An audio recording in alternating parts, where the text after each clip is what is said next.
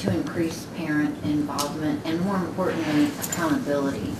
Parent accountability is really key, I think, because they are being held accountable for their actions during school, but yet they're not held accountable at home. Do you have any fresh ideas about promoting that, or? I have fresh ideas, or well, not fresh ideas, just ideas for getting parents involved. But I think in reference to the accountability piece, that will take the community. It will take the state's involvement. It will take employees' involvement. If you as an employer, if the city required their employees to spend 20 hours a year or a semester in their children's schools, and there was an exchange that you could get off work or an hour just to go do this and come back, and they had to submit that. If we had a program where different employers which work with the school and we send something saying these employees were here at this particular event, some things you tie to incentives. Sometimes people just like to get out. Before Christmas holiday, we all want to go home and bake cookies and do everything. What if you knew you could get that extra 2 hours because you volunteered for 20, throughout the school year? But so I think it's a community partnership. We can do things. When I was a principal, we had what we call Stamp Your Presence. Every time parents were in the building, they received a stamp, and each event was worth so many stamps. At the quarterly, at our awards assembly, we gave out prizes to the parents, and at the end of the year, they received different prizes. It was a family trip and we had Carowinds where I was, so it was Carowinds, so it would be Great America, said it? Great America, something like that, or a limousine ride. And we had local businesses to donate DVD players or prepaid cell phones, had all kinds of prizes that we gave out to get parents involved. But like I said, it goes back to if you have to work from 7 to 3 and your employer will not allow you to get off, it's hard for a parent, or a parent that works 3 to 11. So we need the community to help us, and we need employers to help us. Yes, sir. Yeah, the neighborhood association meeting last night, they in the Jeopardy game they asked what neighborhood was the oldest, and obviously that wound up being the Averyville Kingman area. That area now, with the closing of Kingman Grade School and Woodruff High School, all of those kids are basically being bused either to Glen Oak or to Central or wherever. Do you find that good for a neighborhood, or can we expect a demise of the North Side Kingman Averyville neighborhood? Well, honestly speaking, I don't know the history of far as the neighborhoods.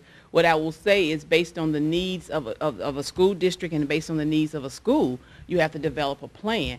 It's never the goal of a school district to eliminate neighborhood schools or eliminate schools altogether that serve maybe one community. So you have to look at what resources can we utilize so that there are attendance patterns or schools in all neighborhoods.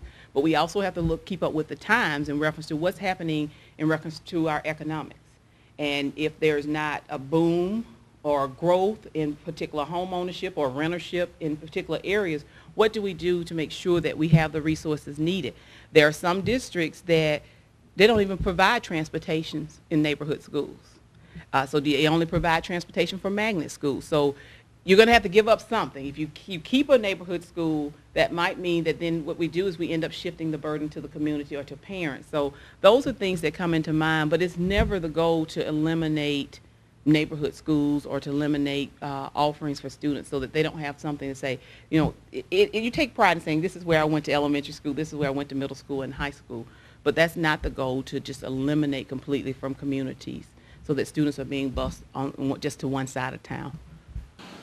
Will your facility study be done this year, and will it look at every building? One of the problems we have at Whittier is the enrollment at Whittier has gone up by 100 students in the last 2 years, basically since Ting was closed, and just I think because of Whittier's popularity or its reputation, a lot of people who are transient maybe to begin with moved themselves into the Whittier catchment area. So we just seem to have, and part of it may even just be a demographic bubble, but where we used to have 370 kids in the building, now we have like 470 kids in the building.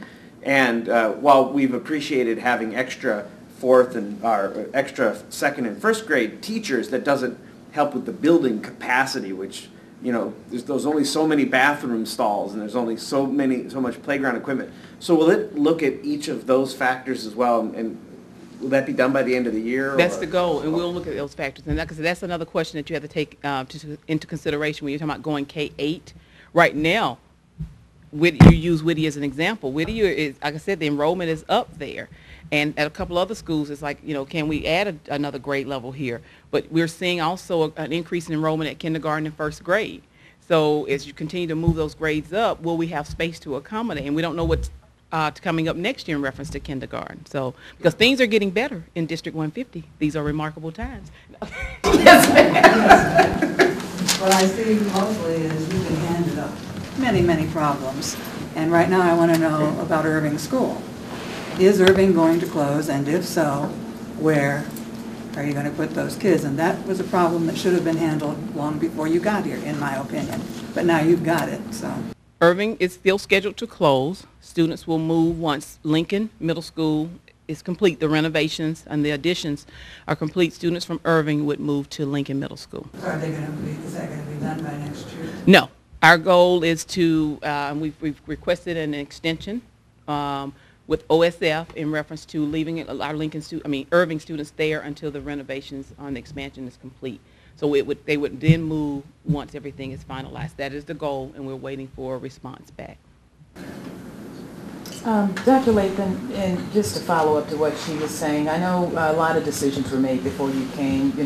As a result of the episode over at Central this week, we've had parents wanting to know more about how that whole transition period has evolved.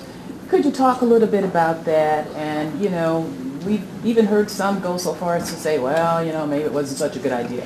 But could you give us some ideas to how students are settling in, and if there's any insight as to what might have transpired, or I guess the question parents are asking now, whether or not kids are going to be safe, their kids are going to be safe as a result of the incident. Okay. In reference to the incident that occurred, first of all, of course, it was a fight. And you say what caused it.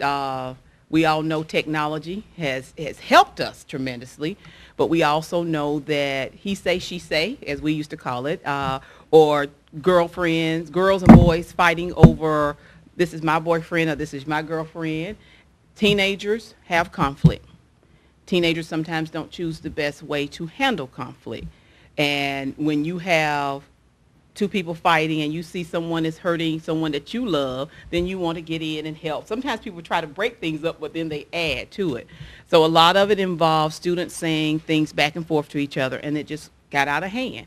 And it was a fight that turned into multiple fights because, like I said, children were trying to help each other out and help their friends out.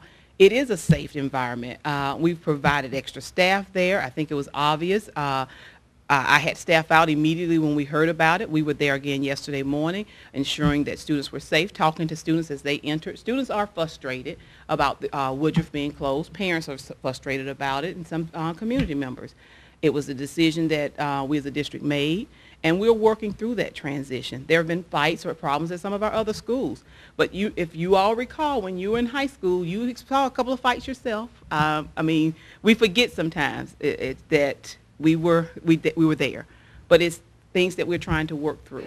But we're looking at maybe making some scheduling changes so that we can reduce the number of students as far as when they're transitioning and the number of students that are congregating together. But we are ensuring that all of our children will be safe, not only at Central, but at other schools. But it was a fight that got out of hand because I think I saw you yesterday morning welcoming students back to Central. Mm-hmm. When we were there as well, we talked to some kids, and beyond the particulars of what sparked the big melee, they said that there's ongoing tensions between gang members from Woodruff and gang members from Central. What is your response to allegations like that? There possibly could be tension. Anytime you have students affiliated with a gang or an organization and they are rivals, there are going to be problems. If you think about the big football games of the year or the big basketball games, when I was in high school, you stole the mascot from each school. So things happen, and there are ongoing tension, and like I said, that's everywhere. When there are gang problems and students involved in gangs, you will have problems, and we're trying to address it. Like I said, I don't know all the details because I'm not a part of the investigation. The police are still conducting their investigation, but I'm sure there's tension, and I'm sure it's tension because also we as adults are feeding into that tension. And we need to also make sure that we're holding individual conversations with our children, that when you go to school, you know you need, if you see this happening, you go the opposite way. You don't try to get involved and help or add your 2 cents. You know, someone said, well, I was an innocent bystander. Okay, and why didn't you move away? So I think it's also up to us as adults to provide students the guidance that they need to make the right decisions. Will there continue to be a little heightened security at school for a while? We will have additional staff available, and like I said, we're looking at some other things that we can do to deal with the number of students that are together at one time. How many students are actually up there? About 14, I think about 1,400. Question on financing. Do you see any changes with the elections that we just had, and possibly that Quinn is going to be officially awarded the governorship if Brady concedes? How does that impact as far as what you think the finances would be from the state government? And honestly speaking, I don't know. I would like to see the government reinvest in education. Understanding that, you know, when you make decisions to cut not only education, you're cutting police forces, you're cutting the fire, you know, areas that provide support for not only the community but for our children. If they can look at other options, it makes a difference. I know we're all dealing with budget problems, sorry, but I have to put that out there. We're cutting some of the most crucial and critical positions that are needed to make a difference in our society. So I'm just hoping that they would think twice before they make those decisions and think back to their own education and their own schooling and what they did, and think about that they're not always children that have options beyond public schools. What about the money that's already owed to District 150 by the state that's overdue? How are you adjusting to that loss? We're doing the best that we can do. We would like to receive a paycheck, so if that would make a difference, we would love to receive our payments from the state. But we're just doing the best that we can, and we are truly monitoring our spending. Is it time? Yes. Okay. All right. Well, thank you all for coming. Oh, thank you. She will. Thank you for coming this afternoon. Thank you. I could be the face of AIDS. I could be the face of AIDS. I could be the face of AIDS. I could be the face of AIDS.